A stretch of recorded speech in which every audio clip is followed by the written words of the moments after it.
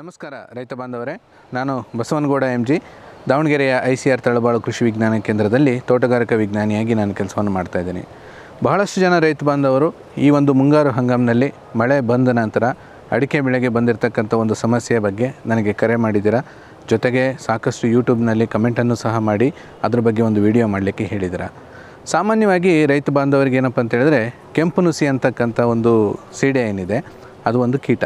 ಇದು ಸಾಮಾನ್ಯವಾಗಿ ಬೇಸಿಗೆಯಲ್ಲಿ ಅತಿ ಹೆಚ್ಚು ಅಡಿಕೆ ಬೆಳೆಗೆ ಕಾಡ್ತಕ್ಕಂಥ ಒಂದು ಪೀಡೆ.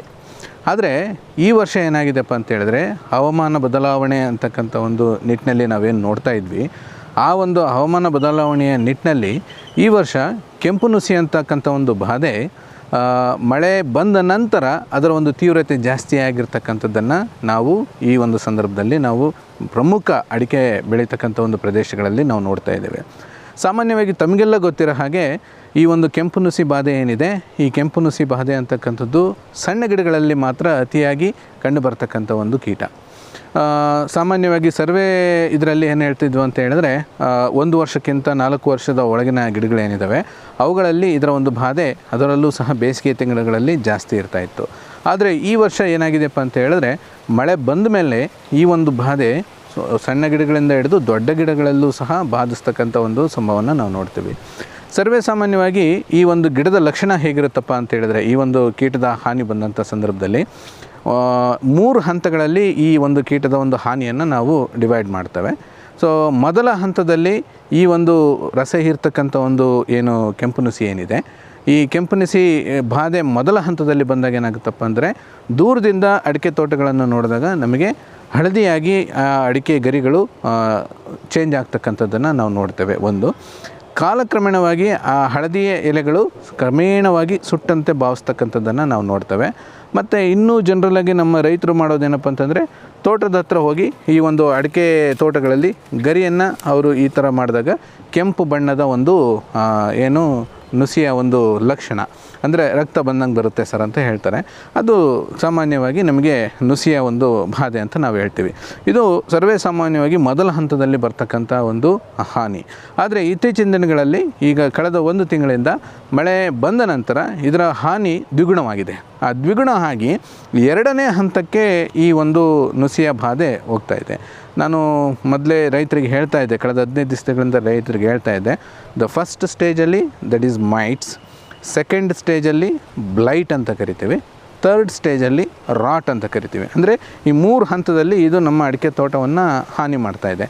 ಸೊ ಈಗ ಆಲ್ಮೋಸ್ಟ್ ನಮ್ಮ ಮಧ್ಯ ಕರ್ನಾಟಕ ಭಾಗದಲ್ಲಿ 2ನೇ ಹಂತಕ್ಕೆ ಬಂದುಬಿಟ್ಟಿದೆ. ಏನಪ್ಪ ಅಂತ ಹೇಳಿದ್ರೆ, ಬ್ಲೈಟ್ ಅಂತ ಏನು ಕರಿತಿದ್ವಿ, ಅಂದರೆ ಆ ಒಂದು ಚುಕ್ಕೆ ರೋಗದ ಲಕ್ಷಣಗಳು ಏನಿರ್ತಿತ್ತಲ್ಲ ಆ ಹಂತಕ್ಕೆ ಇದು ಬಂದು ತಲುಪ್ತಾ ಇದೆ. ಸೊ ಇದರ ಒಂದು ಲಕ್ಷಣ ಏನಪ್ಪ ಅಂತ ಹೇಳಿದ್ರೆ, ಈ ನುಸಿ ಬಾಧೆ ಬಂದ ನಂತರ ಈ ಅಡಿಕೆ ಗಿಡದ ಎಲೆಗಳೆಲ್ಲವೂ ಸಹ ತುದಿಯಿಂದ ಒಣಗ್ಕಂತ ಹೋಗ್ತಾ ಇದ್ದಾವೆ, ಸುಟ್ಟ ಹಾಗೆ ಭಾವಿಸ್ತಾ ಇದ್ದಾವೆ. ಸೊ ಈ ಸುಟ್ಟ ಹಾಗೆ ಭಾವಿಸ್ತಕ್ಕಂಥದ್ದು ನಮಗೆ 2ನೇ ಹಂತದಲ್ಲಿ ಬಂದಿರತಕ್ಕಂಥದ್ದು. ಅಂದರೆ this is the combined effect of A disease and pest ಅಂತ ಹೇಳ್ತೇವೆ. ಅಂದರೆ 2ನೇ ಹಂತದಲ್ಲಿ ಇದರಲ್ಲಿ ಬ್ಲೈಟು ಸಹ ಬಂದಿದೆ, ಜೊತೆಗೆ ರೆಡ್ ಮೈಟ್ಸು ಜಾಸ್ತಿ ಇದೆ. ಸೊ ಈ ಹಂತದಲ್ಲಿ ನಾವೇನಾದರೂ ಈ ಒಂದು ಹಾನಿಯನ್ನು ಹತೋಟಿ ಮಾಡದೇ ಇದ್ದರೆ ನಮಗೇನಪ್ಪ ಸಮಸ್ಯೆ ಅಂತ ಹೇಳಿದ್ರೆ, ಮುಂದಿನ ಹಂತಕ್ಕೆ ಹೋದರೆ, ಮುಂದಿನ ಹಂತನ ರಾಟ್ ಅಂತ ಕರೆದ್ರೆ, ಅಂದರೆ ಕೊಳೆ ರೋಗ ಅಂತ ಏನು ಕರಿತೀವಿ, ಅದು ಆ ಹಂತ ಏನಾಗುತ್ತಪ್ಪ ಅಂತಂದರೆ ಎಲೆಯ ಗಿಡದ ಸುಳಿಗೆ ಹೋಗ್ತದೆ. ಆ ಸುಳಿಯನ್ನು ಕಿತ್ತ ನಂತರ ಆ ಸುಳಿಯೇ ಸಂಪೂರ್ಣವಾಗಿ ಕೊಳೆತು ಹೋಗಿಬಿಟ್ಟು ಒಂದು ಕೆಟ್ಟ ಸ್ಮೆಲ್ ಬರ್ತಕ್ಕಂಥದ್ದನ್ನು ನಾವು ನೋಡ್ತೀವಿ. ಇದು 3 ಲಕ್ಷಣಗಳು. ಮೊದಲನೇ ಹಂತದಲ್ಲಿ ರೆಡ್ ಮೈಟ್ಸ್, ಸೆಕೆಂಡ್ನೇ ಹಂತದಲ್ಲಿ ರೆಡ್ ಮೈಟ್ಸ್ ಪ್ಲಸ್ ಬ್ಲೈಟ್ ಅಂತ ಕರಿತೇವೆ, 3ನೇ ಹಂತದಲ್ಲಿ ನಾವು ರಾಟ್ ಅಂತ ಕರಿತೀವಿ. ಸೊ ಈ 3 ಹಂತಗಳನ್ನು ನೋಡಿದ್ದೇವೆ. ಸೊ ಈಗ ಯಾವ್ಯಾವ ಹಂತದಲ್ಲಿ ಇವುಗಳ ಒಂದು ಹತೋಟಿಯನ್ನು ಮಾಡ್ಬೋದು ಅಂತಕ್ಕಂಥದ್ದು ಮಾಹಿತಿಯನ್ನು ನಾನು ನಿಮ್ಮೊಂದಿಗೆ ಹಂಚ್ಕೊಳ್ತೇನೆ. ಮೊದಲನೇ ಹಂತ ಅಂದರೆ ಎಲೆಗಳು ಹಳದಿ ಆಗ್ತಕ್ಕಂಥ ಬಂದಂಥ ಸಂದರ್ಭದಲ್ಲಿ ಈ ಹಂತದಲ್ಲೇ ಏನಾದರೂ ಇತ್ತು ಅಂತ ಹೇಳಿದ್ರೆ, ಆವಾಗ ನಾವು ಈ ಒಂದು ನುಸಿ ನಾಶಕಗಳು ಅಂತ ಸಿಗುತ್ತೆ ನಿಮಗೆ. ಅದಕ್ಕೆ ನೀವು ಬೇರೆ ಯಾವುದೇ ಒಂದು ಔಷಧಿಯನ್ನು ಸಿಂಪಡಣೆ ಮಾಡಿದ್ರೆ ಅದು ಕಂಟ್ರೋಲ್ ಆಗೋದಿಲ್ಲ. ಸೊ ನುಸಿ ನಾಶಕಗಳು ಅಂತ ಹೇಳಿ ಸಿಗ್ತದೆ. ಅದರಲ್ಲಿ ಕಾಮನ್ನಾಗಿ ಯೂಸ್ ಮಾಡ್ತಕ್ಕಂಥ ನುಸಿ ನಾಶಕ ಅಂತ ಹೇಳಿದ್ರೆ ಪ್ರೊಪಾರ್ಗೈಟ್ ಅಂತೇಳಿ ಒಂದು ನುಸಿನಾಶಕ ಬರ್ತದೆ. ಆ ಪ್ರೊಪಾರ್ಗೈಟ್ ನುಸಿನಾಶಕವನ್ನು ನಾವು 2 ಮಿಲಿ 1 ಲೀಟರ್ ನೀರಿಗೆ ಮಿಶ್ರಣ ಮಾಡಿ ಎಲೆಯ ಕೆಳಭಾಗದಲ್ಲಿ ಸಿಂಪರಣೆಯನ್ನು ಮಾಡಬೇಕು.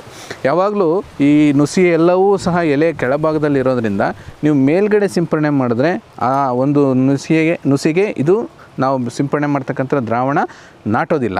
ಸೊ ಹಾಗಾಗಿ ಅದರ ಹತೋಟಿ ನಮಗೆ ಬರೋದಿಲ್ಲ.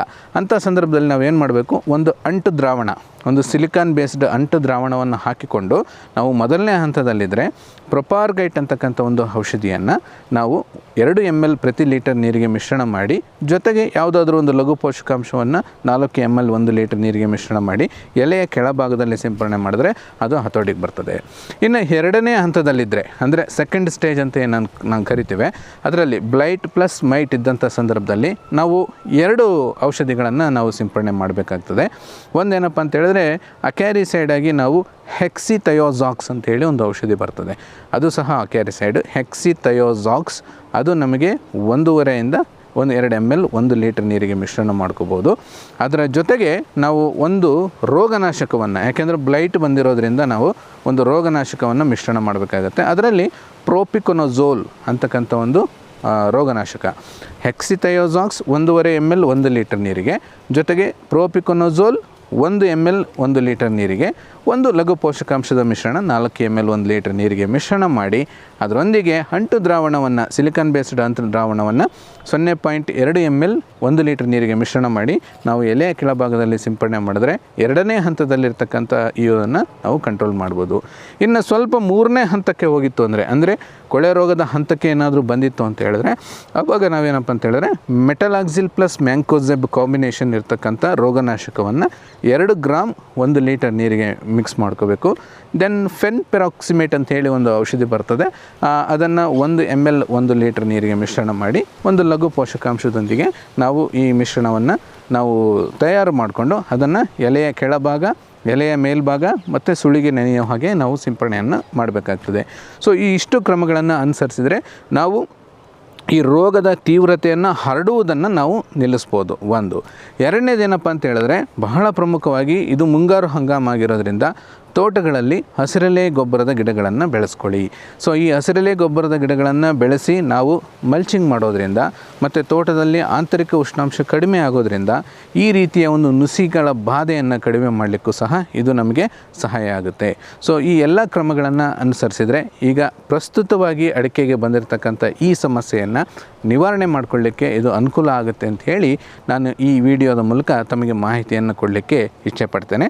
ಸೊ ಈ ವಿಡಿಯೋವನ್ನು ನೋಡಿ ಇತರೆ ರೈತರೊಂದಿಗೆ, ಅಡಿಕೆ ಬೆಳೆಗಾರರೊಂದಿಗೆ ಈ ವಿಡಿಯೋವನ್ನು ಹಂಚ್ಕೊಳ್ಳಿ. ಹಾಗೆ ತಮ್ಮ ಪ್ರಮುಖ ಭಾಗದಲ್ಲಿ, ತಮ್ಮ ಅಡಿಕೆ ಭಾಗದಲ್ಲಿ ಏನಾದರೂ ಹೆಚ್ಚಿನ ಸಮಸ್ಯೆಗಳಿತ್ತು ಅಂತ ಹೇಳಿದ್ರೆ ನನ್ನ ಕಮೆಂಟ್ ಬಾಕ್ಸಲ್ಲಿ ನೀವು ನಿಮಗೆ ಬೇಕಾಗಿರ್ತಕ್ಕಂಥ ಮಾಹಿತಿಯನ್ನು ಅಥವಾ ಪ್ರಶ್ನೆಯನ್ನು ದಯವಿಟ್ಟು ಕೇಳಬೇಕು ಅಂತ ಹೇಳ್ತಾ ಈ ವಿಡಿಯೋದ ಮೂಲಕ ಈ ಸಂದೇಶವನ್ನು ನಾನು ನಿಮಗೆ ಕೊಡಲಿಕ್ಕೆ ಇಚ್ಛೆಪಡ್ತೇನೆ. ಧನ್ಯವಾದಗಳು.